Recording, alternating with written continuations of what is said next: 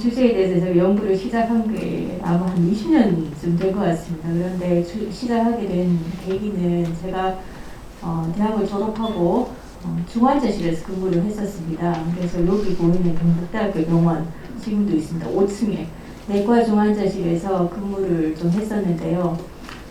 하면서 이제 돌아가시는 분들 굉장히 많이 만났었죠. 근데 정말로 안타까운 죽음도 많았고, 그 다음에 돌아가시는 그 상황을 보면서 이건 아니지 않는가, 왜 이렇게 다 돌아가셔야 되나, 이런 생각을 많이 했었습니다.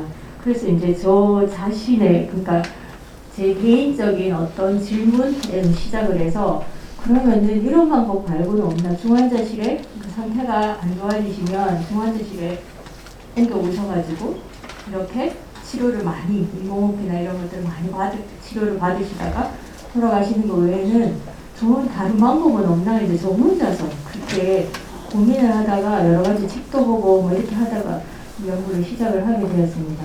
그러면서 외국에는 도대체 어떻게 하나, 이렇게 사례를 찾다 보니 미국의 제도, 또 여러 다른 나라 선진국의 제도, 이런 것들을 알게 되었고요. 이제 그러한 제도들이 20년이 지나니까 우리나라에도 도입이 돼서 지금 운영이 되고 있습니다. 그래서 그런 것들에 대해서 아마 이미 알고 계시는 분들도 있으실 텐데 모르고 계신 분들도 있을 것 같아서 좀 소개해드리는 그런 시간을 갖도록 하겠습니다.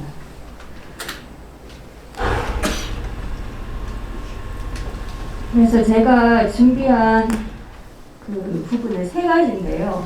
이 세 가지에 대해서 우리가 좀 생각을 해보면 좋겠다 해서 세 가지 꼭지를 만들어 왔습니다. 그래서 제가 말씀드릴 거는 과연 좋은 죽음이라고 하는 것은 어떤 것인가, 사람마다 다르겠지만 일반적으로 사람들이 생각하는 좋은 죽음이라는 게 뭔가 하는 거고요. 그리고 그러면 우리 시대의 죽음은 지금 어떠한가 한번 생각해보고, 그러면 우리는 무엇을 준비해야 할 것인가, 이렇게 세 가지로 나누어서 보고자 합니다. 이제 첫 번째로 좋은 죽음이란 뭔가 하는 것을 보려고 하는데요. 이제 좋은 죽음이라는 이 용어는 사실 good death라고 하는 영문, 그 영어 표현을 그대로 옮겨온 겁니다. 우리나라에서 우리는 좋은 죽음 이런 말을 잘 쓰지 않잖아요. 근데 어르신이 돌아가시거나 하면 호상이다 이런 말을 많이 하지만 좋은 죽음이라는 말을 많이 사용하지 않는데, 제가 아무리 생각해도 적절한 용어가 생각나지 않아서 그냥 그대로 가져왔습니다. 그래서 이렇게 따옴표가 되어 있는데요. 이거는 good death 영어 표현을 그대로 옮긴 거라고 보시면 되겠습니다. 그래서 이제 호상이라고 하면 제가 이제 오기 전에 잠깐 사전을 좀 찾아봤는데요. 그거는 어떤 분이 돌아가셨을 때 편안하고 그 다음에 이제 장수하시고 그래서 복된 삶을 사시고 나서 돌아가신 그런 거를 호상이라고 한다고 그렇게 사전에 되어 있더라고요. 근데 이제 호상이라고 하면 우리가 일반적으로 생각하기에 이제 돌아가시고 나서 우리가 그분이 돌아가신 그 죽음을 우리가 평가할 때 호상이라고 얘기를 하는 것 같습니다. 여기서 얘기하는 좋은 죽음은 좀 더 죽어가는 과정, 돌아가시기 전에 과정에 조금 더 중점을 둔 표현이 아닌가 생각을 하고요. 그래서 여기에 이제 이 시간에 이미 저녁 늦은 시간에 날씨도 추운데 많이 오셔가지고 정말 이제 열의가 병에 대한 열의가 넘치신다 이렇게 생각을 했는데요. 여기 이 시간까지 여기 오셨는데 혹시 이제 어르신들께서 여러분들이 생각하는 좋은 죽음이란 뭔가 한번 스스로 한번 생각을 해보시면 좋을 것 같습니다. 여기 있는 요 그림들은 인터넷에서 제가 가져왔는데요. 사실 요즘은 다 답이 인터넷에 다 있잖아요. 그래서 제가 인터넷에 좋은 죽음 이렇게 쳐봤습니다. 쳐봤더니 이미지가 이런 것들이 뜨더라고요. 그래서 이런 이미지들은 그냥 죽음을 연상케 하는 어떤 그림들이 아닌가 생각이 드는데요. 보니까 어떤 내가 모르는 미지의 세계로 걸어가는 것, 그 다음에 보면은 이게 심장인 것 같아요. 심장이 멎는 것, 그 다음에 돌아가시고 나서 장례식에서 헌화하는 것, 이런 것들이 지금 여기에 나오는데요. 어떤 게 좋은 죽음이라고 생각하셔요? 그래서 제가 이제 연구를 좀 찾아봤습니다. 찾아봤더니 신문 기사에 난 거를 제가 가져왔는데요. 우리 한국 사람들은 어떤 죽음을 좋은 죽음이라고 생각하니까 이제 설문조사를 한 거죠. 그래서 윤용호라는 교수님께서 2004년에도 조사를 하시고 2016년에도 일반인을 대상으로 조사를 하셨어요. 그래서 조사를 해서 보니까 제일 응답이 많이 나온 것이 가족이나 의미 있는 사람과 함께 있는 것, 그리고 다른 사람에게 부담 주지 않는 것, 이렇게 두 개가 제일 많이 나왔더라고요. 그래서 우리나라 사람들은 이게 되게 중요한 것 같아요. 가족에 대한 의미, 그 다음에 다른 사람, 주변 사람에 대한 배려, 이런 것들이 굉장히 중요한 것 같더라고요. 그래서 내가 죽을 때 남한테 짐이 되지 말아야지, 이게 제일 큰 것 같아요. 그렇게 응답을 하셨고요. 그 다음에 주변 정리가 마무리된 것에 대해서 또 많이 대답을 하셨는데요. 그래서 내 주변을 잘 마무리 정리해놓고 가는 것. 그리고 또 지금까지의 삶이 의미 있게 생각되는 것. 그래서 내가 삶을 살았는데 그것이 정말 의미 있는 삶이었다고 평가할 수 있는 그것이 좋은 죽음이다. 이렇게 답하셨고요. 이게 2004년에 비해서 2016년에 굉장히 많이 늘었습니다. 그리고 통증으로부터 해방된 상태, 아프지 않고 죽는 거 되게 중요하잖아요. 이 부분이 일반인들이 생각하는 좋은 죽음에 대한 어떤 응답인 것 같습니다. 여기 오신 어르신들도 되게 비슷하실 것 같아요. 제 생각에는. 그리고 그 외에 영적인 안녕 상태, 그래서 종교가 있으신 분들은 어떤 신과의 관계, 뭐 이런 것들을 잘 정립하는 거, 이런 것도 굉장히 중요한 것 같고요. 그 다음에 또 흥미롭게도 이런 것도 있었습니다. 내 치료 방법을 내가 선택하는 것. 그래서 이 퍼센티지가 많지는 않은데요. 보면은 여기에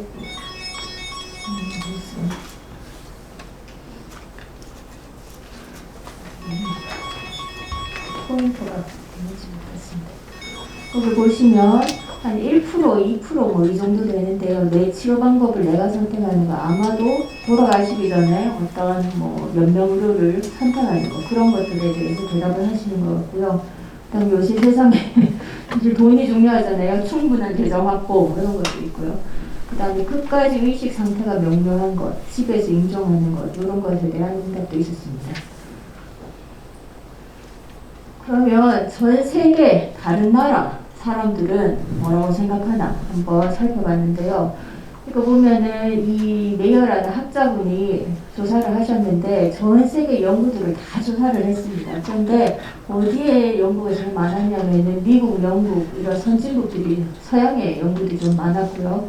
우리나라도 있었는데 총 36개 연구들을 다 종합을 해서 봤더니 어떤 것들을 좋은 죽음이라고 많이 얘기를 했냐면은 조금 다르죠.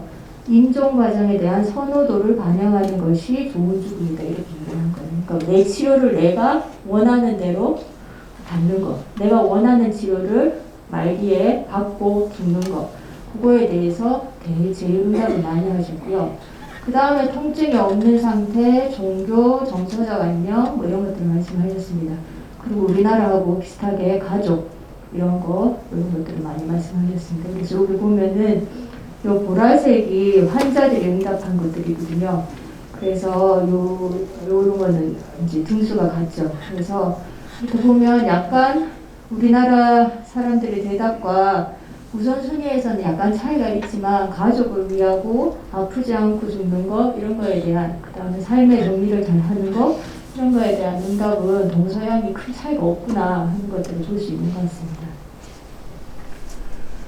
그러면은 지금 우리 시대에 지금 일어나고 있는 돌아가시는 상황은 어떠한가 하는 것을 잠깐 보고자 합니다. 그래서 보시면 아까 우리가 본 거는 아프지 않고 내 주변의 정리를 잘하고 그 다음에 가족과 함께 남에게 짐 지우지 않고 죽는 거, 이런 것들 좋은 죽음이라고 한다면 과연 이 그림은 좋은 죽음일까요? 아닐까요? 아니면 어르신들이 생각하기에 좋은 죽음인 것 같으세요? 아니세요? 그래서 이 그림은 이제 여기에 제가 이제 영어 번역을 일부러 안 했습니다. 너무 많이 번역할 게 이상해서요. 요 엘리자베스 레이톤이라는 할머니 화가가 그리신 거거든요. 그래서 할머니 화가분이 1909년 출생하셔서 1993년에 돌아가셨는데요. 거의 말년이 되어서 아주 연세가 많으실 때 그린 그림이세요. 그래서 텐더 러빙 케어라고 해서 아주 부드러운, 그러니까 사랑을 담은 간호, 이렇게 얘기를 할 수 있는 거죠. 그런 돌봄을 받으면서 생을 마감하는 것이 좋은 죽음이라고 이분은 생각을 하시고 이렇게 그림을 그리신 것 같아요. 그래서 보면 환경은 아주 깨끗한 환경이고, 그리고 봤을 때 집과 같은 편안한 환경이고, 그 다음에 옆에 누군지는 모르지만 굉장히 성의 있게 이분한테 스푼에 물을 떠가지고, 숟가락에 물을 떠서 이렇게 목마르시니까 입에 이렇게 넣어주고 계시잖아요. 그래서 이걸 보면서 제 증조 할머니가 굉장히 오래까지 사셨는데 92세에 돌아가셨어요. 근데 돌아가실 때 이렇게 돌아가셨단 말이죠. 집에서 이렇게 케어받으면서. 그리고 이제 돌아가시는 그 임종 가까운 시점이 되면 사실 그 음식 섭취를 잘 못하시게 되잖아요. 그래서 가족들이 이제 물을 이렇게 그 숟가락에 떠서 넣어드리고 이렇게 해서 돌아가셨던 것 같아요. 그런데 또 다른 그림이 있습니다. 똑같은 화각을 그리신 거예요. 여기 보시면 이거는 풀링 더 플러그를 해서 플러그를 뽑는다는 말인데 이 이름은 그죠? 그 의미는 이거는 기계를 뽑는다. 기계를 이제 인공호흡기를 중단한다 이런 의미예요. 그래서 여기 보면 이분이 지금 딱 봐도 어디에 계신 것 같으세요? 중환자실에 누워 있는 것 같으시죠? 그래서 제가 보던 그런 환자분들이 돌아가시던 그런 모습인 거예요. 그래서 보면은 지금 아주 이렇게 줄이 많이 달려 있잖아요. 그 이줄들이 이분을 살아있도록 만드는, 그래서 이제 삶을 연장하도록 만드는 그런 기계들의 줄이죠. 선들이죠. 여기 보면 이렇게 튜브처럼 되어 있는 거, 요거는 여기 꽂혀 있는데, 요건 인공호흡기 줄이에요. 그래서 여기 연결돼서 인공호흡기에서 바람을 불어 넣어주면 이분이 이제 숨을 쉬시는 거고요. 그 다음에 여기 보면 동그랗게 요렇게 밸브가 있잖아요. 요거는 보통 보면 그 석션 기계라고 해서 이제 분비물 같은 거 모으는 기계거든요. 그래서 제가 봤을 때 이분이 제대로 소화를 못 시키고 하니까 관을 꽂아가지고 뽑아가지고 병에다 모으는 기계인 것 같고요. 여기도 있죠, 그죠? 그 다음에 여기 보면 이렇게 빨간색으로 그게 있잖아요. 그래서 요거는 이분의 몸에서 나오는 여러 가지 분비물을 모으는 어떤 수집병이 아닌가 이런 생각이 들었습니다. 그리고 보면 그 심장 모니터에 다는 저기 센서들이 여기 이제 붙어 있는 거죠. 그리고 코에는 이렇게 줄이 달려 있는데 이 줄을 통해서는 이제 콧줄이죠. 잘 아시는 음식이 들어가는 죽이 들어가는 이제 그게 되는 거죠. 그 관이 줄이 되는 거죠. 그래서 이 줄을 통해서 식사를 하시게 되고 이런 상황에서 힘들게 계시다가 돌아가시는 경우가 있습니다.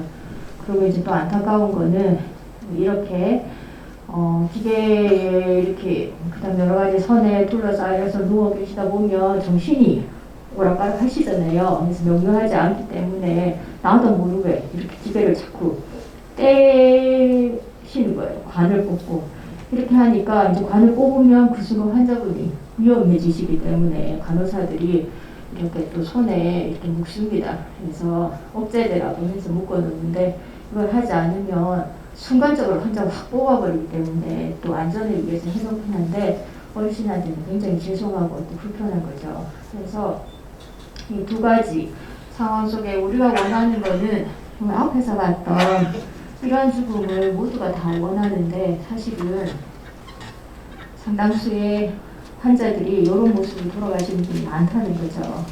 그래서 그러면 이걸 어떻게 하면 그런 모습으로 돌아가시지 않고 우리가 앞에서 봤던 이런 그림의 이런 모습으로 돌아가실 수 있을까, 이제 이런 걸 제가 고민을 했고 어르신들도 좀 생각을 하셨으면 좋을 것 같고요. 그래서 그러면 왜 이렇게 우리가 원하지 않는 그런 모습으로 임종을 맞게 되는가 하는 것들을 생각해 보면 여러 가지 원인이 있겠지만 첫 번째 원인은 보시면 임종 장소가 바뀌었기 때문이에요. 그래서 과거에는 집에서 다 돌아가셨잖아요. 그래서 제가 어릴 때 동네에 이렇게 학교 가다 보면은 이렇게 상당했다고 이렇게 표시가 많이 돼 있고, 그 다음에 집에서 상 치르는 게 전혀 이상하지 않았어요. 근데 어느 순간에서부터 다 병원에서 돌아가시잖아요. 그렇죠? 그래서 사람들한테 물으면 어디서 인종을 맡고 싶냐고 물으면 거의 다 집 아니면 집과 같은 편안한 어떤 기관. 그래서 이런데 그죠? 요양원이나 편안한 곳 이런 것들을 다 꼽으시고요. 집을 원하시는 분이 더 많으시죠. 병원을 대답하신 분은 16% 뭐 이렇게밖에 안 되는데 실제로 임종하시는 장소는 보시면 거의 76%, 80% 가량이 다 병원에서 의료기관에서 사망을 하신다는 거죠. 그래서 근데 이 의료기관에서 사망하시는 것이 그러면 뭐가 문제가 하는 거죠. 의료기관에서 병원에서 돌아가시는 것도 간호를 잘 받으면서 돌아가시면 사실 큰 문제가 되지 않는데 문제는 이제 병원에서 돌아가시는 거는 사실상 어떤 문제가 있냐면은 임종 환자에 대한 마우스가 안 나오네요. 학교 거랑 다르네요. 그래서 임종 환자에 대한 전문적인 간호가 안 됩니다. 다시 말하면은 병원이라는 곳은 지금 병원이라는 곳은 들어가는 순간 그 사람을 살리는 데 목적이 있어요. 그래서 우리는 그렇게 훈련을 받은 사람이에요. 사람을 살리고 생명을 연장하고 그런 거를 잘하도록 훈련을 받았는데 정작 돌아가시는 분한테는 뭐를 해줘야 되는지 사실 잘 모르는 거예요. 그리고 돌아가시게 두면 안 된다는 생각이 그냥 무의식에 있는 거예요. 그래서 오시면 무조건 처치를 해서 어떻게든지 간에 심장이 뛰도록 만드는 게 우리의 본능인 거예요, 의료인들의. 그리고 임종 환자분들에 대해서 어떻게 돌봐야 될지를 사실 훈련을 많이 안 받아서 잘 모릅니다. 그러다 보니까 아까 임종하실 때, 돌아가실 때 갖춰야 되는 여러 가지 것들이 있잖아요. 정서적으로 옆에 누가 있어야 되잖아요. 그렇죠? 누가 옆에서 함께 있어주고 그 다음에 내가 주위의 사람들과 관계를 다 정리를 해야 되잖아요. 그리고 영적으로도 그렇고 이런 것들을 해야 되는데 그런 것들을 할 수 있는 환경이 안 된다는 거죠. 그리고 병원에 이렇게 입원해 있으면 처치가 별로 처치해드릴 게 없기 때문에 간호사들이 그 방에 안 갑니다. 해드릴 게 없어서 가면 마음만 힘들고 막 이런 거 잘 안 갑니다. 그리고 주위에 요즘에 코로나 때문에 더 그렇잖아요. 가족들이 이렇게 쉽게 면회 오고 하는 환경도 안 되기 때문에 굉장히 소외되고 어떻게든 방치되는 상황이 되는 거죠.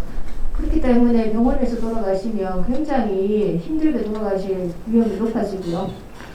그 다음에 또 하나는 병원에서 이제 요새 현대 기술이 발전을 했잖아요. 그래서 이런 기술들을 사용하게 되면은 인위적으로 생명 연장이 가능해졌다는 사실입니다. 그래서 인공호흡기를 달고 그 다음에 에크모 같은 걸 달면 내 심장이 뛰지 않고 폐가 작동하지 않아도 그 기계에 의해서 작동이 되어서 생명을 연장할 수 있게 되는 거죠. 그래서 이러한 문제들이 있기 때문에 미리 준비를 해야 되는 거죠. 그 다음에 두 번째 요인은 제가 생각할 때 만성질환으로 인한 죽음입니다. 그래서 과거에는 거의 다 어떻게 많이 돌아가셨냐면은 질병에 걸려서 조금 앓다가 돌아가셨어요. 예를 들면 감염이라든지 사고라든지 이런 데 주로 이제 감염 많이 돌아가시잖아요. 그렇게 해서 이제 병에 걸리게 되면은 조금 앓다가 돌아가셨는데 요즘에는 만성질환을 다 갖고 계시고 그걸로 인해서 사망하시게 되는 거죠. 그래서 보면은 만성질환이 전체 사망 원인의 80%가량이 됩니다. 그러니까 만성질환이라는 거는 다 아시잖아요. 당뇨, 고혈압 이런 것들. 근데 그거에 합병증으로 어떤 분은 관리를 안 하면 오랫동안 앓다가 돌아가신다는 거예요. 그래서 관리를 제대로 안 하시면 장기간 고생을 하시다가 계속 아프다가 돌아가시게 되는 거예요. 그래서 이제 만성질환 갖고 계신 지병을 좀 비교적 건강하실 때 잘 관리를 하셔야 나중에 임종 시점에 고생을 덜 하시는 거죠. 오늘 조금 어려운데요. 아시면 도움이 될 것 같아서 일단 가져와 봤습니다. 여기 보면 질병에 따른 임종 과정의 궤적이라고 해서 이게 이제 우리가 흔히 봤던 지금까지의 일반적인 이제 패턴이에요. 돌아가시기 전에. 그래서 말기암 환자 생각하시면 돼요. 말기암의 경우에는 이제 이렇게 쭉 건강하게 사시다가 몸이 좀 안 좋아서 병원에 가시면 진단을 받으시죠. 이제 3개월 남았습니다. 이렇게 이제 의사가 이제 예후가 안 좋다고 얘기를 하시면 그때부터 이제 신체 기능이 몸의 상태가 안 좋아져서 이렇게 돌아가시게 되는 거예요. 그래서 이 경우에는 건강할 때와 그 다음에 돌아가실 때 요 준비할 수 있는 기간이 딱 있는 거예요. 그렇죠? 그래서 내가 건강할 때 좀 있다가 의사가 준비하셔야 되겠습니다. 그럼 그때부터라도 준비를 하시면 되는 이런 시간이 있는 거죠. 그런데 요즘은 이런 질병 패턴을 갖고 계신 분들이 많다는 거거든요. 누구냐면은 심장 안 좋으신 분들, 심부전, 고혈압 관리 안 하고 그냥 오래 두시면 혈관이 좁아지면서 심장에 무리를 주게 돼요. 그걸 정말 몇십 년 동안 계속 반복이 되면 심장이 기능을 안 하게 되는 거죠. 기능이 떨어지게 되죠. 그 다음에 폐, 만성 폐쇄성 폐질환, 이것도 아시죠? 그래서 이것도 폐 기능이 떨어지는 거죠. 그래서 이런 것들은 기능이 안 좋다가 어떤 이벤트가 있으면 예를 들어서 뭐 감기에 심하게 걸렸다, 독감에 걸렸다 이러면은 기능이 뚝 떨어지는 거예요. 그러면은 병원에 오셔요, 응급실에. 그러면 이때 치료를 잘 하시면 좋아지시고 조금씩 상태가 안 좋아지면서 그 다음 치료를 잘 하시면 또 집으로 퇴원하시고 하시는데 조금씩 상태가 이렇게 안 좋아지시는 거죠. 그런데 어떤 분은 이제 이 상태에서 돌아가시는 분도 있고 어떤 분은 회복되시는 분들도 있어요. 그래서 이런 경우는 심장, 폐, 그 다음에 간 질환 이런 만성적인 그 기관의 문제, 장기 부전 이런 것들로 인해서 이제 이렇게 생기게 되죠. 그래서 이런 거는 사실 어느 시점에 돌아가실지 잘 모르는 거예요. 그래서 한 이런 시점에 응급실에 오시면 어떻게 할까요? 어떻게 될지 모르기 때문에 의사나 그 다음에 그 의원들이 어떻게 할까요? 인공호흡기 달게 되는 거죠. 그래서 체력이 어느 정도 커버가 되고 그 다음에 또 치료를 잘 받으시면 좋아질 수도 있지만 아닐 수도 있는 거죠. 그 다음에 세 번째는 치매의 경우입니다. 그 다음에 다발성 신체 쇠약이라고 해서 노쇠라고 들어보셨는지 모르겠어요. 그냥 에너지가 없고 그냥 침대에 계속 누워있는 상태라고 보시는데 운동 안 하시면 노쇠가 될 위험이 높습니다. 그래서 기능이 계속 안 좋으신데 조금씩 계속 떨어지는 거죠. 이런 식으로. 이게 이제 치매 경우가 되고요. 진단하고 한 6에서 8년 정도 경과 후에 이제 사망하시게 되는. 그래서 치매는 보통 폐렴이나 아니면 욕창 이런 걸로 사망하시는 거죠. 치매 때문이 아니고 나중에 되면 굉장히 쇠약해지셔가지고 침대에서 못 일어나시고 그렇게 되면은 굉장히 마르고 영양 결핍 이렇게 해서 주로 폐렴을 많이 돌아가시게 됩니다. 그래서 과거에는 이제 죽음에 대한 준비를 어떻게 하셨냐면은 이렇게 쭉 건강하게 사시다가 몇 개월 남았습니다. 그때 준비하셨으면 그 준비 하셨으면 됐어요. 근데 지금은 그게 아닌 거예요. 어느 시점에 안 좋아질지 모르기 때문에 미리 준비를 좀 해놓으시는 게 좋은 거죠. 그래서 이렇게 딱 2분으로 이렇게 약간 아니고 건강하다가 갑자기 안 좋아지는 게 아니고 점점 준비를 해놓으셔야 된다는 거. 그걸 이제 말씀을 드리는 거고요. 그 다음에 제가 말씀드릴 거는 그러면 우리나라 노인들은 돌아가실 때 연명의료를 얼마나 받고 계신지 이걸 제가 궁금해서 조사를 해봤어요. 그래서 제가 2018년에 조사를 했는데요. 이제 가장 최근 데이터라고 한 것이 이제 이때라서 조금 차이가 있겠지만 참고로 보시면 될 것 같습니다. 국민건강보험공단 자료예요. 그래서 우리가 요 국민건강보험공단은 모든 전 국민이 가입이 되어 있기 때문에 이건 우리나라를 대표하는 자료라고 보시면 됩니다. 그래서 65세 이상이면서 사망하신 분, 요 기간 동안 보니까 6,278명이셨어요. 그래서 요거를 봤더니 돌아가시기 전에 이 연명의료를 얼마나 많이 받고 돌아가시는가 통계가 없어서 제가 봤죠. 조사를 했더니 중환자실에서 그러니까 돌아가시기 한 달 전을 기준으로 했어요. 중환자실에 가서 치료를 받으실 쉬다가 돌아가시기 한 달 전에 얼마였냐면은 26%였어요. 다시 말하면 어르신들 65세 이상 어르신들 4분 중에 한 분은 중환자실을 거쳐서 돌아가시는 거예요. 그 다음에 인공호흡기 치료는 19.5%니까 5분 중에 한 분은 인공호흡기 치료 받다가 돌아가신 거예요. 그 다음에 위관영양이라고 하는 거는 코줄 통해서 이제 죽을 드시는 거죠. 15.5%였고요. 심폐소생술, 이건 아시죠? 심장 마사지 하는 거 돌아가시기 전에 12.3%였어요. 그러니까 한 7분, 8분에 한 분 심폐소생술 받고 돌아가신 거예요. 그래서 이걸 보니까 정말 퍼센티지가 비율이 제가 생각한 것보다 훨씬 높은 거예요. 그래서 돌아가시기 전에 이제 이 연명의료를 해서 이런 적극적인 치료를 해서 소생 가능성이 있으면 충분히 하셔야 되죠. 근데 그게 아니라고 하면 과연 이런 것들이, 이런 치료들이 의미가 있는 것인가 하는 거를 이제 생각해 볼 필요가 있겠죠. 그리고 이제 그러면 누가 이런 치료를 많이 받나 하는 것들을 조사를 해봤더니 그 환자분이 돌아가시기 전에 갖고 계시던 질병에 따라 또 차이가 있는 거예요. 그래서 차라리 암이나 치매는 연명의료 사용이 줄었어요. 다른 질병에 비해서. 그래서 이거는 예측이 가능하니까 치료를 덜 받으시는 것 같아요. 근데 급성호흡기계 감염, 폐렴이죠. 은 다른 질환에 비해서 500%가 더 높은 거예요. 연명의료 사용이. 그 다음에 뇌혈관 질환의 경우, 중풍 같은 거죠. 그 다음에 만성심부전과 폐질환의 경우에도 250%, 2.5배가 더 높은 거예요. 다시 말해서 요런 것들, 요런 질환들은 나도 모르게 준비를 안 해놓으면은 병원에 가면 인공호흡기 단단 말이에요. 왜냐면 그게 생존, 사람을 살리는 방법이기 때문에 그냥 그게 치료 프로토콜을 하게 돼 있어요. 그래서 미리 조금 내 의사를 밝혀놓는 게 좋겠다는 거고요. 원하지 않으면.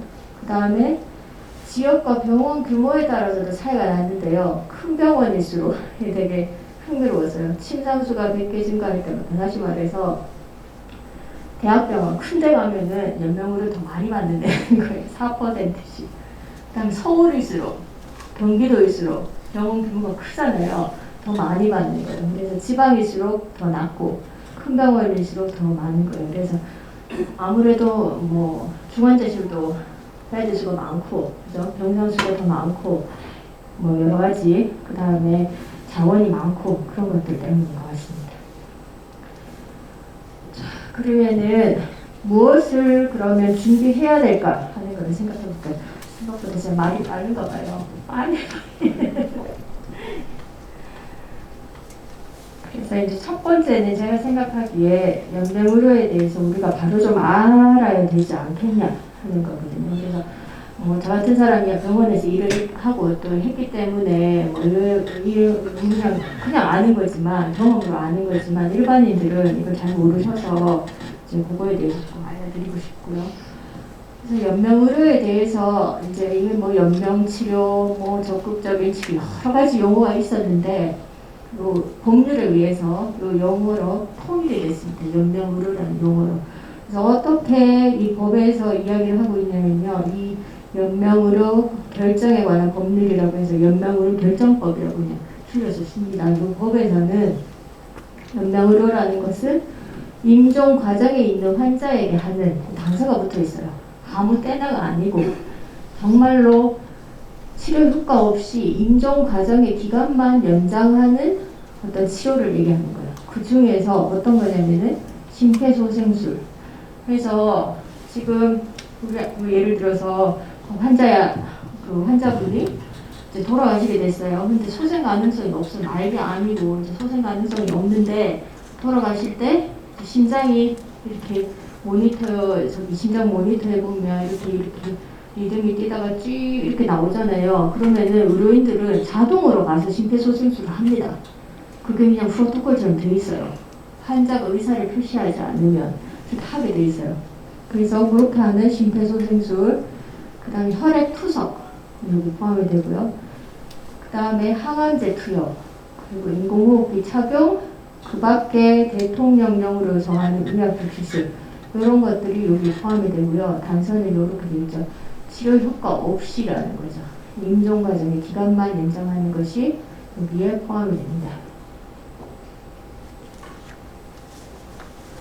그래서 이제 요거는 제가 연구한 것 중에 일반인들한테 한번 물어봤어요. 심폐소생술에 대해서 얼마나 제대로 알고 있는가. 그래서 여기 모이신 어르신들도 한번 보시면 좋을 것 같아서 가져와봤습니다. 심폐소생술 그러면 보통 언론에서는 이런 기사가 많이 나오잖아요. 심폐소생술 그러면 뭐 길에 가는 어떤 길을 걸어가던 어떤 분이 심장마비가 와서 쓰러졌는데 길 가던 어떤 학생이 심폐소생술에서 살았다. 이런 기사 많이 나와요. 그래서 우리가 생각하기에 심폐소생술을 하면 그 사람이 산다 이렇게 생각하는데 그건 아니라는 거죠. 그래서 첫 번째 한번 보도록 할게요. 심폐소생술이라는 거는 심장 박동이 정지된 사람에게 흉부 압박과 지금 보이시죠? 흉부를 가슴 이렇게 누르는 거죠. 인공호흡을 함께하는 처치이다. 이거는 O일까요? X일까요? 맞을까요? 틀릴까요? 심폐소생술은 심장박동이 정지된 사람에게 맞죠? 흉부 압박, 인공호흡을 함께하는 처치이다. O죠, 그죠? 맞아요. O. 그래서 이 심장 압박 20번 하고 그 다음에 입에 이제 바람을 넣어주는 거죠. 인공호흡하고 이렇게 합니다. 두 번째 볼게요.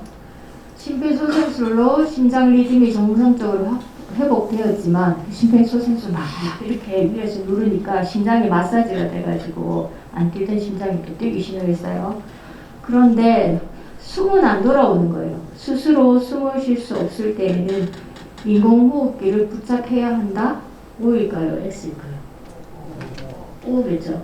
그래서 심폐소생술을 했다고 해서 거기서 끝나는 게 아니고 심폐소생술 하고 나서 심장은 리듬이 돌아와도 호흡은 안 돌아올 수 있어요. 그러면 인공호흡기를 답니다. 그래서 보통 병원에서는 심장 마사지 하고 나면은 인공호흡기를 다는 게 그냥 보통 일반적이에요. 그래서 이건 O가 되는 거죠. 그 다음에 세 번째, 심폐소생술을 할 때 심장박동을 정상으로 회복시키기 위해서 가슴에 전기 충격을 가하는 처치를 하기도 한다. O일까요? X일까요? O죠, 그죠? 그래서 빨리 돌아오도록 하기 위해서 마사지 하다가 중간에 이 전기 충격을 가하잖아요. 그렇게 해서 심장 리듬을 회복시키게 되죠. 그래서 O가 되죠. 그 다음에 네 번째, 심폐소생술 할 때에 환자의 기도라는 거는 코 아니면 입이죠, 그죠? 관을 삽입하고 산소를 불어넣는 조치를 실시한다? 이건 조금 어려운 표현이죠. O일까요? X일까요? 그죠? O가 되죠. 병원에서는 이렇게 합니다. 그래서 심폐소생술을 할 때에 환자 호흡이 안 돌아오면 환자 기도로, 보통 입으로 관을 꽂죠. 뒤에 보여드릴게요. 관을 꽂아서 산소를 불어넣는 조치를 합니다. 자, 그 다음에 다섯 번째, 심폐소생술을 장시간 시행하게 되면 심장 박동이 회복된다 할지라도 뇌손상이 발생할 수 있다. O일까요? X일까요? 그렇죠. 그래서 3분 지나면 뇌가 손상받기 시작하죠. 그래서 심폐소생술을 해서 그 환자분이 심장박동이 돌아왔으나 그게 5분이 넘으면 식물인간이 되시는 거죠. 그래서 5분이 지나고 나면 이제 심폐소생술을 병원에서는 중단을 하죠. 그 다음에 심폐소생술 실시하는 도중에 늑골 골절과 같은 합병증은 생길까요? 안 생길까요? 생기죠. 그렇죠. 그래서 심장이 눌리도록 눌러야지 효과가 있으니까 그 갈비뼈 많이 부러집니다. 심폐소생술 받은 후에 생존해서 병원에서 퇴원할 확률은 심폐소생술 받고 나서 살아서 집에 가실 확률은 평균으로 따지면 얼마나 될까요? 몇 퍼센트 정도 될까요? 평균이 돼요. 평균.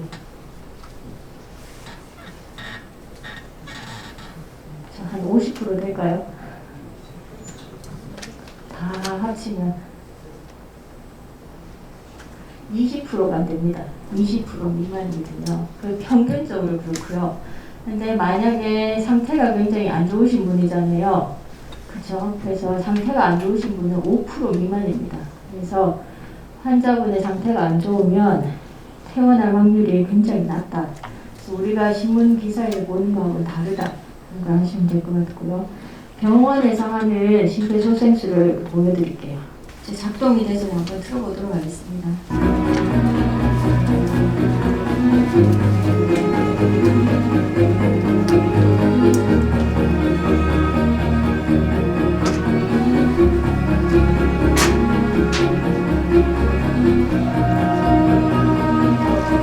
이제 이런 상황이 발생하게 되면 코드블루라고 이제 원내 방송이 뜨게 되죠. 그러면은 그 주위에 있는 의료인들이 다 몰려옵니다.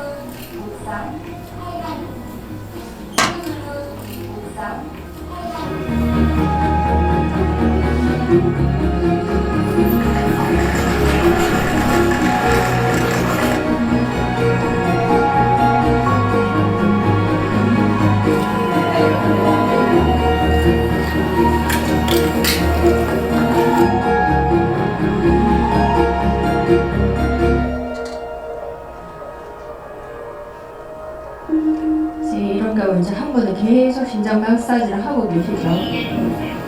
그리고 한 분은 인공호흡을 하게 됩니다.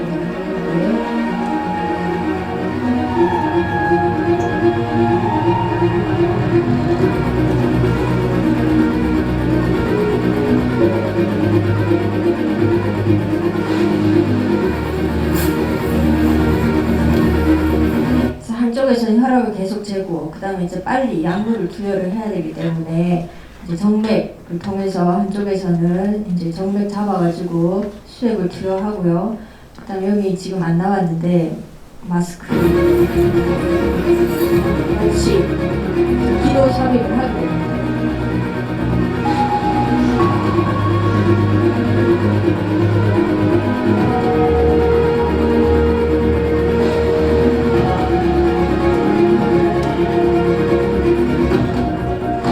이게 이제 아까 말씀드렸던 인공기도 삽입이 되는데요. 인공기도를 삽입을 하고 요 끝에 인공호흡기를 달아서 이제 바람을 불어넣게 됩니다. 이 과정에 환자가 의식이 있으면 이제 의식을 잃은 상태죠.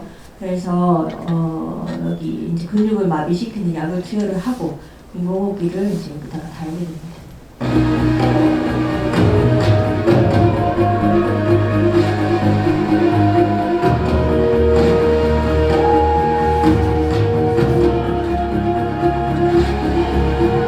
여기 보면 이제 요거 안무백이라고 하는데요. 바깥에서 바람을 이렇게 넣어주는 거죠.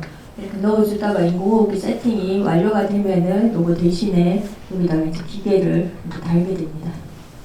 그래서 이렇게 달아서 환자분의 심장이 리듬이 회복이 되고 그 다음에 혼자 자가호흡이 생기게 되면 기계를 낼 수 있으나 그게 안 되고 자가호흡이 회복이 안 되면 이제 인공호흡기를 내실 수가 없게 되는 거죠. 그래서 심폐소생술이라고 하는 거는 이제 심장마비가 발생했을 때에 가슴 압박 인공호흡을 시행해서 심장과 뇌에 혈액을 공급하는 응급처치법이 되겠죠. 그래서 이걸 하고 나면 아까는 멀쩡한 사람한테 마사지를 한 거기 때문에 상당히 살살 마사지를 했지만 훨씬 더 세게 마사지를 하게 되죠. 그러면 갈비뼈 골절 이 많이 일어나고요. 그 다음에 기도 삽관 아까 보셨죠? 기도를 안으로 넣는 거예요. 이렇게 하게 되면 이빨도 막 빠지고 막 이렇게 합니다. 이 지렛대처럼 이렇게 해가지고서 막 쑤셔 넣기 때문에 그리고 하다 보면 이 성대를 다쳐서 목소리 손상 이런 것들도 쓸 수 있고요. 그 다음에 인공호흡기 치료에 대해서 한번 보도록 하겠습니다. 제가 또 OX 퀴즈인데요. 첫 번째 인공호흡기는 환자의 호흡을 도와주는 기계이다. O일까요? X일까요? O죠, 그죠? O이고요. 인공호흡기 연결 후에도 환자의 호흡이 회복되지 않으면, 그렇죠. 환자가 계속 쇠약해서 본인 호흡이 회복되지 않는 경우도 있죠. 그러면 평생 동안 인공호흡기 치료가 필요할 수도 있다. O일까요? X일까요? O. 그렇죠. 그다음에 인공호흡기 치료를 받는 동안에 평상시대로 상대방과 구두로 대화할 수 있을까요? 없을까요? 인공호흡기 달고 있으면 대화가 가능할까요? 안 할까요? X죠. 대화할 수가 없어요. 왜냐면 공기가 이렇게 바깥에서 들어가서 성대를 울려야지 소리가 나잖아요. 근데 공기가 바깥에서 안 들어가고 아까 관을 꽂아놨잖아요. 성대가 울릴 수가 없어요. 그래서 말을 하실 수 없고요. 인공호흡기 다르시면 글을 쓰거나 이런 식으로 해서 의사소통 하셔야 됩니다. 여기 요거는 지금 인공호흡기 이렇게 달고 있는 상태죠. 이렇게 해서 달려 있는 상태고요. 그 다음에 인공호흡기 치료를 받는 사람들은 항상 의식이 없다? O일까요? X일까요? 의식이 있을 수도 있죠. 없을 수도 있고. 그래서 의식은 인공호흡기 치료하고는 관련성은 없어요. 그죠? 의식이 있을 수도 있어요. 근데 인공호흡기를 쓰면 힘들잖아요. 환자분이. 바깥에서 바람이 막 들어오면 힘들죠. 힘들고 그다음에 폐가 쉬어야 되기 때문에 흔히 재우는 약을 많이 줍니다. 그래서 환자를 일부러 재워요. 재워서 이 환자가 인공호흡기 쓰는 동안은 의식이, 그러니까 뇌를 다쳐서 의식이 없을 수도 있지만 그게 아니고 약을 써서 자는 경우도 있어요. 그래서 의식은 있을 수도 있다는 거죠. 인공호흡기는 환자의 심장을 뛰게 하는 기계이다. 인공호흡기는 환자 심장하고 관련이 없죠. 이건 X쪽이죠. 이거는 강제로 바깥에서 바람을 넣어주는 폐의 역할을 하는 거죠. 이건 X고요. 그 다음 이제 6번 요거를 좀 보셔야 되는데요. 인공호흡기는 산소 마스크를 통해서 산소를 공급하는 장치이다. O일까요? X일까요? 여기 지금 요걸 쓰고 있는 놈이 산소 마스크예요. 일반적으로 많이 쓰는. 이분은 인공호흡기를 다른 상태일까요? 아닐까요? 이분은 인공호흡기를 다른 상태가 아닙니다. 지금은 산소 마스크만 쓰신 거예요. 요거는 정말로 마스크예요. 그야말로 이런 마스크 같은 마스크인데 여기 요 대롱이 있잖아요. 그 대롱을 통해서 산소만 추가로 넣어주는 거예요. 그래서 보통 우리 공기 중에 산소는 한 20%, 25% 있잖아요. 산소를 더 많이 넣어주는 거예요. 왜냐하면 산소가 좀 부족해서 도와주려고. 그래서 이분은 본인이 스스로 숨을 쉬고 계세요. 근데 산소만 좀 더 넣어주는 거예요. 그래서 이거는 인공호흡기 치료가 아니에요. 이거는 그냥 보조 치료를 언제든지 사용할 수 있는 거예요. 인공호흡기 치료는 여기 아까 이분처럼 이 그림에 보이는 분처럼 관을 꽂고 관을 아까 보셨죠? 이렇게 해서 바깥에서 해서 어디까지? 기도 2m까지 관을 꽂고 그 관을 통해서 바람을 기계가 불어넣어주는 거예요. 본인 호흡 없이. 그게 인공호흡이에요. 그래서 천지차예요. 그래서 이 산소 마스크는 이거는 뭐 언제든지 뗄 수 있고 이거는 뭐 큰 치료가 아니에요. 그냥 보조 치료 언제든지 사용할 수 있는 거고 인공호흡기 치료는 차원이 다른 거다라고 하시면 될 것 같아요. 이거를 인공호흡기라고 일반인들이 많이 착각을 하시는데 절대 아닙니다. 아시겠죠? 그래서 인공호흡기라는 것은 스스로 정상호흡을 할 수 없는 호흡 부전 환자에게 인공적인 방법으로 호흡을 기계가 바람을 넣어주는 거예요. 그렇죠? 그리고 아까 보셨던 이 산소 마스크는 본인이 호흡이 있는 상태에서 도와주는 거예요. 그래서 차원이 다르다 하는 걸 아시면 되겠어요. 그 외에 혈액투석도 연명치료에 들어가는데요. 혈액투석이라는 건 누구한테 하냐면 심장, 콩팥이 망가진 사람한테 하게 돼요. 그래서 말기심 부전 해서 콩팥이 기능을 안 하게 되면은 우리 몸에 뭐 수분도 쌓이겠지만 문제는 노폐물이 많이 쌓이게 되잖아요. 안 빠져나가기 때문에. 근데 노폐물 중에 칼륨이라는 게 있어요. 그거는 우리 몸 안에 많이 쌓이게 되면은 심장을 먹게 해요. 그래서 그 수치가 계속 올라가면 안 빠져나가고 소변을 통해서 심장이 정지가 돼버려요. 그렇기 때문에 혈액투석을 해서 걸러줘야 되는 거죠. 그렇죠? 근데 이게 이제 말기 상황에서는 그냥 두면 이 환자가 그 칼륨치가 올라가서 심장마비가 오는 환자에게 이걸 인공적으로 계속 빼내주는 거죠. 소변은 하나도 안 나와요. 소변은 하루 종일 0. 근데 그걸 기계로 다 빼내는 거죠. 그래서 과거에는 환자분을 혈액투석실로 모시고 가가지고 투석을 했어요. 요즘에는 계속적으로 혈액투석을 하는 기계가 생겨서 인공호흡이 달고 있고, 한쪽에서는 심장 기능을 하는 에크모가 돌아가고 있고, 한쪽에서는 심장, 그러니까 혈액투석하는 기계가 그 환자를 소변을 강제로 다 걸러주는 그런 것들을 치료를 하고 있어요. 그 다음에 항암제 투여 말기 환자에게 사용하는 것도 이것도 연명치료에 속할 수 있고요. 그 다음에 체외 생명 유지술이라고 해서 에크모라고 많이 들어보셨을 것 같아요. 신문에서. 그래서 그 코로나 환자한테 뭐 에크모 사용으로 많이 보셨을 텐데, 이거는 심장의 역할을 하는 거예요. 심장이 뛰지 않는 사람에게 바깥에서 심장 기능을 하는 이런 그 기계를 달아서 그 기능을 하도록 하는 거죠. 그래서 인공순환을 유지하는 방법이라고 해서 인공적으로 펌핑을 하게 하는 그런 기계가 에크모가 됩니다. 그래서 이런 것들을 달게 되면 좀 환자의 생명을, 돌아가시는 기간을 연장시킬 수가 있는 거예요. 그래서 내가 이것을 받을 것인가 받지 않을 것인가를 미리 이제 생각을 좀 해보셔야 되는 거죠. 과거하고 달라졌기 때문에. 그래서 연명의료를 미리 좀 결정을 해놓으시면, 결정까지 안 해도 생각을 좀 해보시면 좋다는 거죠. 그래서 결정하는, 아니면 나의 의사를 밝히는 방법이 지금 현행 우리나라 제도에서 두 가지가 있습니다. 그래서 첫 번째는 사전에 연명의료 의향서라고 해서 의향, 내가 원하는 거를 밝혀놓는 거예요. 그래서 사전에 언제냐면은 이거는 건강할 때 밝혀놓으시는 거예요. 이거는 누구나 성인이면은 건강할 때 나의 자신의 원하는 바, 연명의료를 원하는지 원하지 않는지, 그리고 호스피스 치료를 원하는지 원하지 않는지를 직접 내가 문서로 쓰는 거예요. 그래서 건강할 때 하는 거고요. 반대로 연명의료 계획서라고 있어요. 이거는 누가 쓰는 거냐면은 담당 의사가 씁니다. 근데 담당 의사가 본인 생각대로 쓰는 게 아니라 환자하고 상담을 해서, 근데 이 환자는 말기 환자일 때 이걸 쓰게 돼요.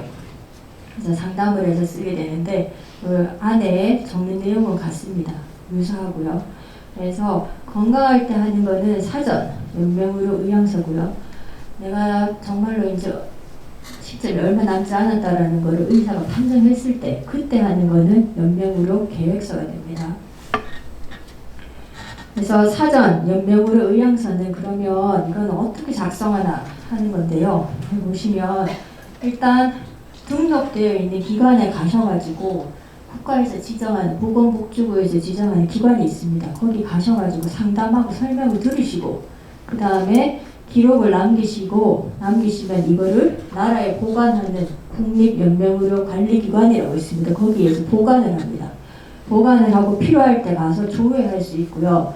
그냥 내가 원하면 나중에 생각이 바뀔 수도 있잖아요. 나는 지금은 원한다고 했지만 원하지 않을 수도 있고, 원하지 않는다고 했지만 원할 수도 있잖아요. 생각이 바뀌면 또 바꾸셔도 됩니다.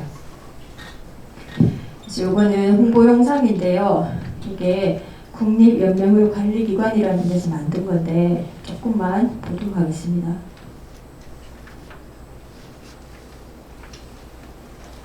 미리 생각해보고 준비하는 내 삶의 마지막. 사전연명 의료의향서. 내 삶의 마지막을 생각합니다. 사전연명 의료의향서. 여러분은 삶의 마지막을 생각해보신 적이 있나요? 삶의 마지막을 좀 더 평온하고 안정적으로 맞이하기 위해 우리가 할 수 있는 것들은 무엇일까요? 주변을 살펴보면 죽음 준비 교육이나 유언장 등을 미리 알아보며 자신의 죽음을 준비하는 사람들이 늘어나고 있는데요. 혹시 사전 연명의료 의향서에 대해 들어보셨나요? 사전 연명의료 의향서는 연명의료 결정법에 따라 의사 능력이 있는 19세 이상의 성인이 연명의료 중단 등 결정이나 호스피스 이용에 대한 자신의 의사를 직접 문서로 작성한 것을 말합니다. 즉, 건강할 때 미리 자신의 죽음에 대해 생각해보고 향후 자신이 의학적으로 임종이 예측되는 상황이 되었을 때 생명만을 연장하는 무의미한 의료 시술을 받을 것인지의 여부와 호스피스 이용 계획에 대한 뜻을 미리 밝혀둘 수 있는 문서입니다. 연명의료 결정법은 임종이 예측되는 환자가 되었을 때를 대비하여 무의미한 연명의료에 관해 자신의 뜻을 미리 밝혀둘 수 있고 그 뜻을 존중받을 수 있도록 제정되었습니다. 연명의료 결정법이란 지난 2016년 2월 국회에서는 호스피스 완화의료 및 임종 과정에 있는 환자의 연명의료 결정에 관한 법률이라는 다소 긴 명칭의 법률이 통과되었고 이를 줄여서 연명의료 결정법이라고 부릅니다. 이 법은 왜 만들어졌을까요? 1997년 넘어지면서 머리를 다친 환자가 응급후송되어 긴급수술을 받고 중환자실에 입원해 회복 과정에 있었습니다. 이 사건이 혹시 아시는지 모르겠는데 보람의 병원 사건이라고 이름이 붙었어요.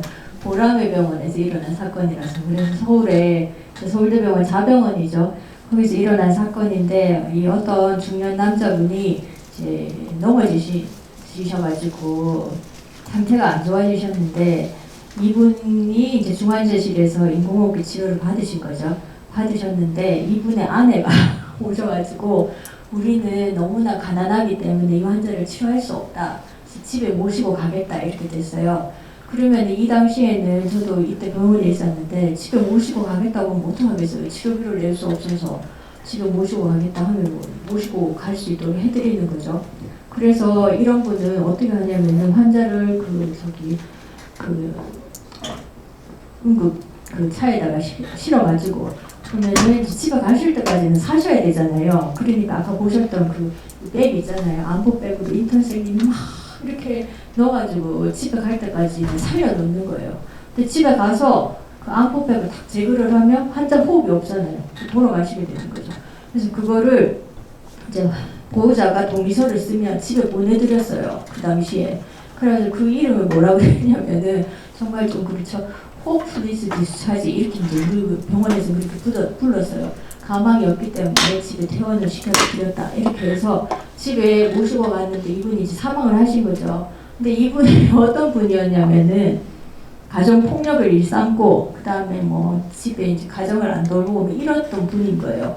그래서 그 와이프 분이 가정도 어렵고 하니까 이제 가셔가지고 뭐 집에 그 치료비도 낼 수가 없었겠죠. 그렇게 해서 돌아가셨는데 상을 치르고 나니까 이분의 형제분들이 계시잖아요. 와가지고 살 수 있는 사람을 죽였다 이래가지고 이제 소송을 한 거예요. 그래가지고 이때 이 환자를 집에 모시고 간 인턴생님하고 주치의하고 다 벌을 받았어요. 그렇죠. 그리고 벌을 받는 그 사건이 있고 나니까 그 다음부터는 어떻게 되죠? 누구든지 절대로 인공호흡기를 안 떼주는 거예요. 인공호흡기를 뭐 가망이 있든 없든 돌아가실 때까지 계속 달아놨어요. 그래서 그게 이제 몇 년이 흐른 거죠. 그러고 나서 이제 그 어떤 사건이 있었냐면 연세대병원 김할머니 사건이라고 혹시 들어보셨어요? 들어보셨죠? 그래서 김할머니라는 분이 이제 똑같이 인공호흡기 치료를 받으실 거예요. 나오시죠? 제거할 수 없는 장치로 인식되어 왔습니다. 이렇게 이제 이런 그 사건 이후에 한편 2008년에도 회생 가능성이 없는 환자의 인공호흡기를 제거해달라고 법원에 요청한 가족이 있었습니다. 이게 이제 세브란스 병원의 김할머니 사건이거든요. 그래서 김할머니께서 인공호흡기를 달고 이제 누워 계신데 가족들이 자식들이 우리 어머니는 이 치료를 예전부터 안 받겠다라고 계속 말씀을 하셨다. 그러면서 이 기계를 떼달라 이렇게 하니까 병원에서 안 된다고 한 거죠. 그러니까 이분들이 대법원까지 가서 소송을 한 거예요. 그랬더니 대법원에서 어떻게 판결을 냈냐면은 이 할머니가 생전에 본인이 이거를 원하지 않는다고 미리 얘기를 다 해놓으셨기 때문에 본인 의사가 그렇다라는 거를 저 주위에 다 얘기를 해놨기 때문에 본인 의사대로 해줘야 된다. 이렇게 판결이 나서 인공호흡기를 떼게 됐어요. 떼게 됐는데 아이러니하게도 떼고 나서 환자분이 몇 달을 더 사셨다는 그죠? 자가호흡이 있으셔갖고 어쨌거나 그렇게 해서 그 사건 이후에 이제 이 연명의료 결정법이 나오게 된 거예요. 이 가족의 요청에 대법원은 의학적으로 회생 가능성 대법원은 어떠한 근거로 이러한 판결을 내렸을까요? 회복 불가능한 사망의 단계에 이른 후에 환자가 인간으로서의 존엄과 가치 및 행복 추구권을 기초하여 자기 결정권을 행사하는 것으로 인정되는 경우에는 특별한 사정이 없는 한 연명치료의 중단이 허용될 수 있다. 그래서 이 법은 뭐를 기준으로 하냐면은 서양의 가치관을 기준으로 만들어졌어요. 그래서 본인의 결정이라고 하면 들어줘라 이거거든요. 근데 우리나라는 어때요? 본인의 결정보다는 가족의 결정이 더 중요하잖아요. 그죠? 그리고 어르신들 이제 주로 연세 많으신, 지금은 또 좀 달라졌어요. 막 90 뭐 이렇게 되신 어르신들은 거의 밑에 자식들이 알아서 결정을 했잖아요. 그래서 그걸 그냥 사회적인 통념상 다 받아들여줬어요. 문제 없다고 그냥 우리는 받아들였어요. 근데 법상으로는 그게 아니다. 본인의 결정이 중요하다라고 지금 거기에 이제 방점을 두는 거거든요. 그래서 우리도 이제 법에서 이렇게 자기 결정권이 중요하다고 다 명시를 했기 때문에 자꾸 이제 바뀌고 있는 것 같아요. 그래서 결정을 할 때 중요한 거는 자기 결정이 중요한 거예요. 그래서 내가 뭐를 원하는지를 알려놓는 게 중요하다. 그거에 따라서 나중에 결정되는 거거든요. 그래서 그거를 이제 생각하시면 좋을 것 같고요. 문제를 해결하기 위해서 낙화되어 환자가 이 정도 보고 또 넘어가도록 하겠습니다. 그래서 이제 사전 연명으로 의향서는 아까 말씀드린 것처럼 보건복지부 지정을 받은 등록기관에서 무료로 작성이 됩니다. 그래서 어디에 가면 작성할 수 있느냐 이 웹사이트에 가셔가지고 치시면 바로 나옵니다. 그래서 여기 보면 제가 해볼게요.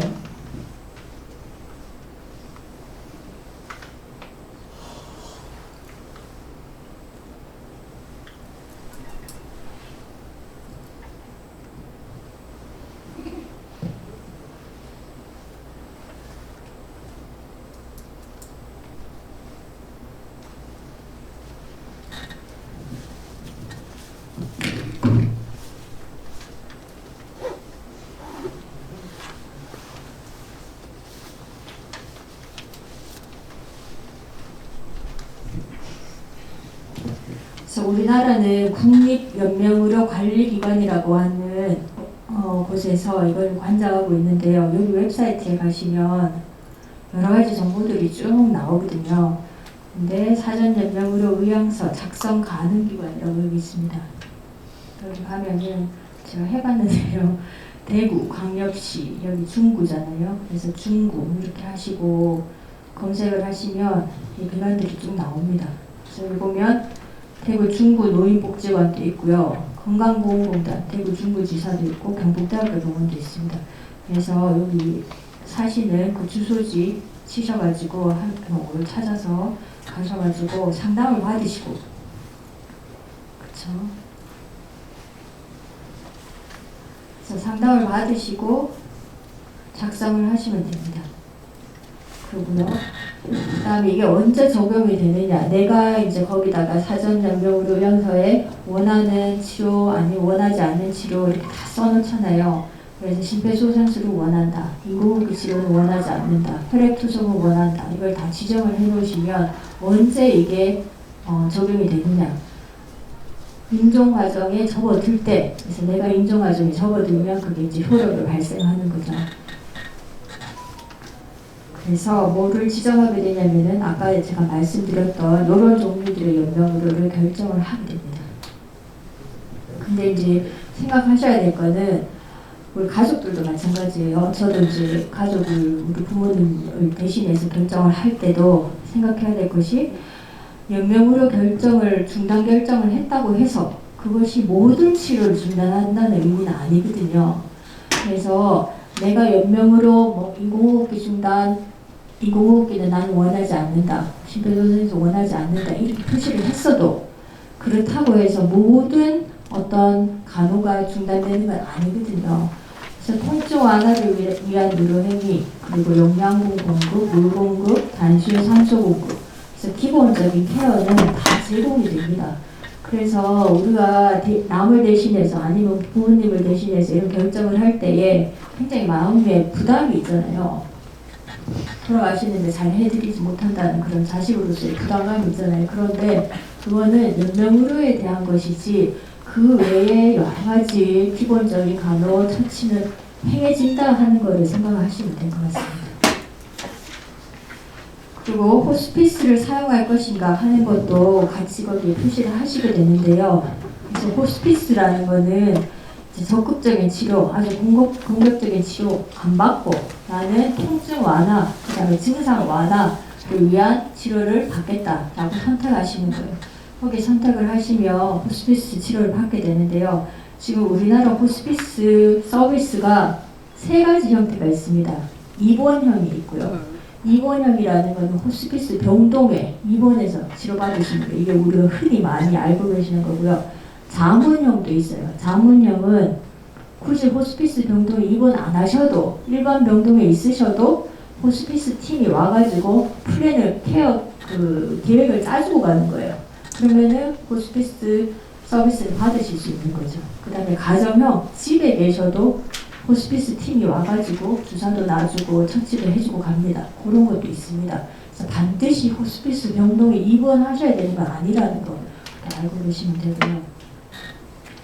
그 다음에 이용 대상자가 말기 상태라고 모든 분이 받을 수 있는 게 아니고, 그러니까 다시 말해서 그 보험 수가 적용을 받으시려면 요 질환에 해당이 돼야 됩니다. 현재 상황에서는. 그래서 암이나 말기 암이나 에이즈 아니면 만성 폐쇄성 폐질환, 만성 간경화 요 네 가지 질환에 대해서만 지금 보험 수가를 인정해주고 있습니다. 그리고요. 그 다음에 이제 두 번째는 아까 말씀드린 연명의료 계획서인데요. 이건 의사가 작성한다고 말씀을 드렸죠. 그래서 이것도 잠깐 보도록 하겠습니다.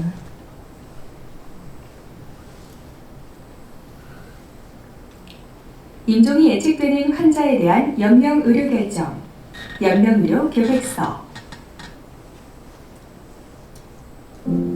임종이 예측되는 환자와 환자 가족은 연명의료 결정지들을 통해 삶의 마지막을 다시 생각해보고 함께 준비하는 시간을 가질 수 있습니다. 그래서 이거는 결정하는 시점이 이제 임종이 예측되는 말기 상황에 하는 거기 때문에 사실 심적으로 굉장히 힘든 상황에서 결정하면 힘드시겠죠. 그래서 가능하면은 조금 그 전에 그렇죠 건강하실 때 해놓으시는 게 바람직하지 않을까 저는 개인적으로 그렇게 생각을 합니다.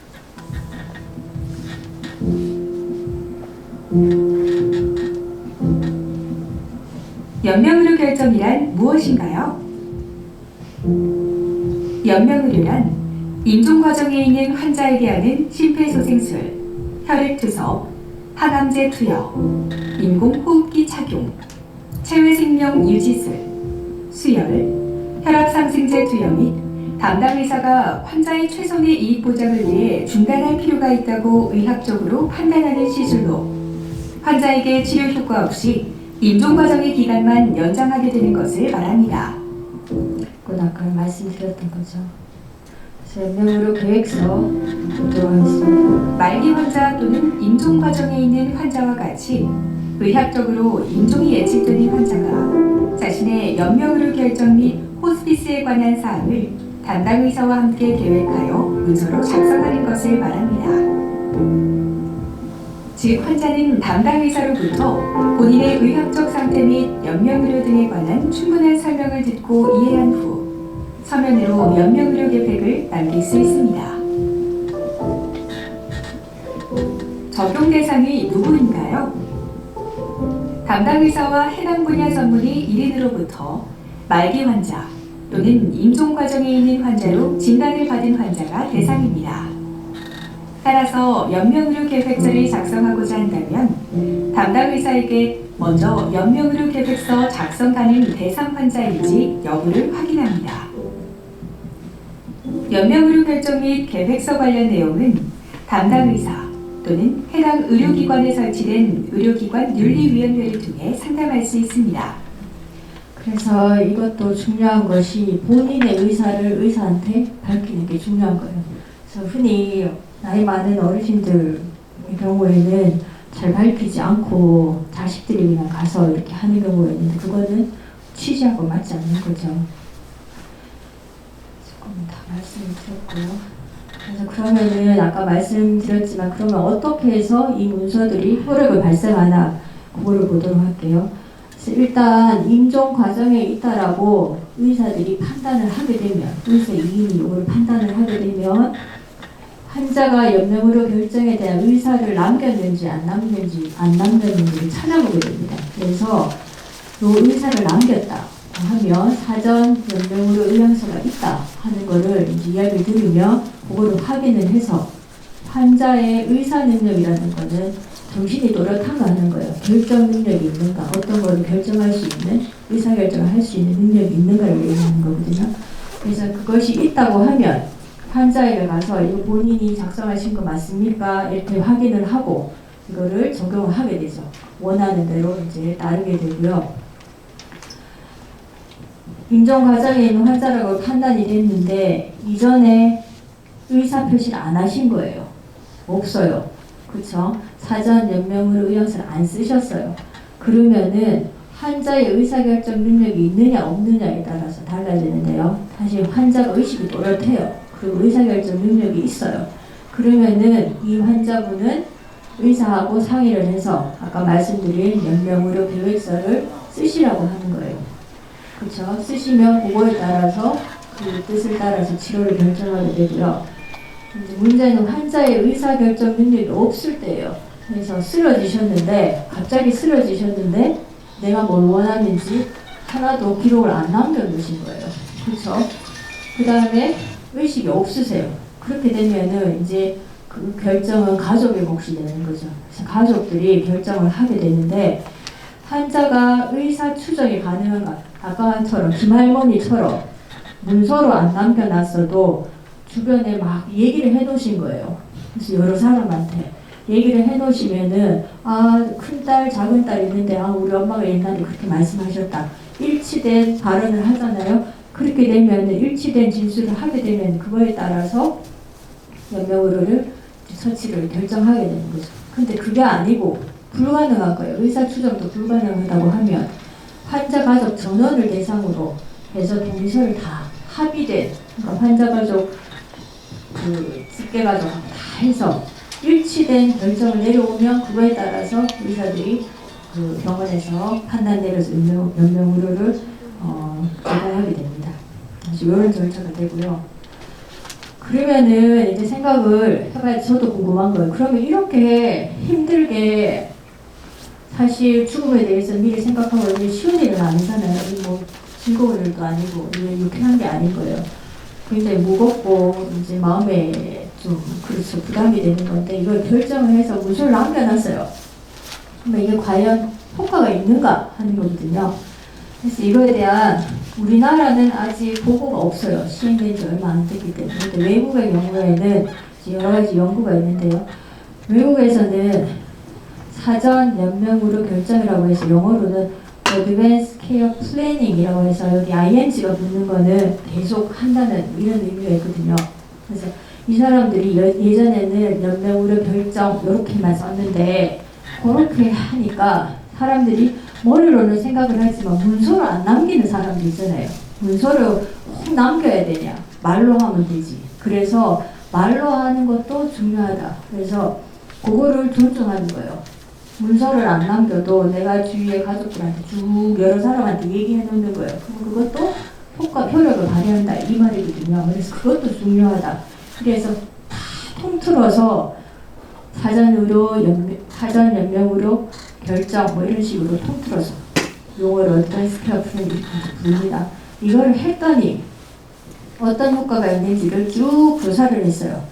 그래서 전 세계 연구를 종합해서 이제 봤더니 사전 연명의료 결정을 해놓으면 나중에 연명의료 치료를 받는 율이 떨어지고 그 다음에 호스피스 완화의료 선택이 증가하고 그리고 불필요한 입원율이 떨어지더라 하는 게 연구 결과 나왔고요. 그래서 미국의 경우에는 이걸 1980년부터 시행을 해왔거든요. 이제 자료가 축적이 되어 있는 거죠. 그 다음에 요양원에 계신 노인들을 대상으로 널싱홈이죠. 그래서 미국 같은 경우에는 이제 집에서 케어 못 받으시면 나이 드시면 요양원에 많이 가시잖아요. 봤더니 요양원에 계시다가 안 좋아지시면 병원으로 많이 이송을 하시잖아요. 그렇죠? 지금도 그래요. 요양시설에 계시다가 안 좋아지시면 병원으로 많이 이송을 가세요. 병원에 가시는 순간 온갖 치료를 다 받게 돼 있어요. 시스템상. 그래서 불필요하게 이송하지 않는다. 이게 이제 중요한데 해보니까 요 문서로 남겨놓거나 아니면 말로 이야기해 놓은 분들은 병원 입원이 불필요한 입원이 떨어지고요. 노인 의사에 따라서 치료를 받는 비율이 올라가고 치료 비용도 감소하는 것으로 이렇게 되어 있습니다. 그래서 이거는 조금 서양의 관점이고요. 여기 이제 이거 요 연구는 제가 궁금해서 해봤는데요. 그러면 우리는 가족이 중요하잖아요. 가족들한테 한번 물어봤어요. 연명으로 결정을 내리는데 말기 암 환자 가족들이에요. 얼마나 힘이 드는지 한번 물어봤어요. 근데 내 결정도 힘들지만 내가 아닌 다른 사람을 위해서 결정하는 게 더 힘들잖아요. 정말 힘들잖아요. 그죠? 그래서 얼마나 힘든지를 물어봤더니 정말로 스트레스가 심한 거예요. 그래서 이 남을 위해서, 그러니까 남이라고 그러죠. 가족, 내 가족을 위해서 결정을 하는 것이 너무나 스트레스가 심하고 그 다음에 갈등도 많은 거예요. 다시 이렇게 해야 되나 저렇게 해야 되나 사실 잘 모르겠고 맞죠? 그 다음에 결정을 내려놓으면 후회도 많이 하는 거예요. 내가 잘못했나? 아 우리 부모님 위해서 더 치료를 많이 했어야 되나 안 했어야 되나. 그러니까 오늘 한다 했다가 내일 되면 안 한다 했다가 또 며칠 있다가 또 한다 했다가 안 한다 했다가 계속 바꾸는 거예요 가족들이. 근데 그 심정이 이해가 되는 거죠. 왜냐면은 뭐가 맞는지 사실 나도 잘 모르니까 그 스트레스 때문에 그런 거죠. 그런데 이 가족들이 연명의료에 대한 환자의 의사, 그 환자분이 뭐를 원하는지를 안다고 대답한 사람들은 이 갈등이 훨씬 떨어진 거예요. 그 다음 후회도 떨어지고 의사결정 후회도 낮고 스트레스도 확 줄어들었어요. 그래서 다시 말하면 내가 만약에 이런 결정을 해놓으면 이것이 내 가족한테 도움이 되는 거예요. 결정을 할 때. 그래서 내 가족한테 나의 치료로 인한 치료의 결정으로 인한 짐을 덜어준다는 의미에서도 굉장히 효과가 있는 것 같아요. 그래서 제가 말씀드리는 거는 지금까지 다 했는데요. 말씀드리는 거는 이 사실 죽음에 대해서 미리 생각하고 뭐 준비하고 이게 굉장히 쉬운 일이 아니잖아요. 어려운 것이지만 필요하기 때문에 시간이 나시면은 또 기관에 가셔가지고 동북대학교도 가깝거든요. 가셔도 되고 많이 있습니다. 찾으셔가지고 상담을 하시고 그런 문서를 좀 남겨놓으시면 나중에 도움이 되지 않을까 하는 생각에서 이렇게 말씀을 드렸습니다. 감사합니다.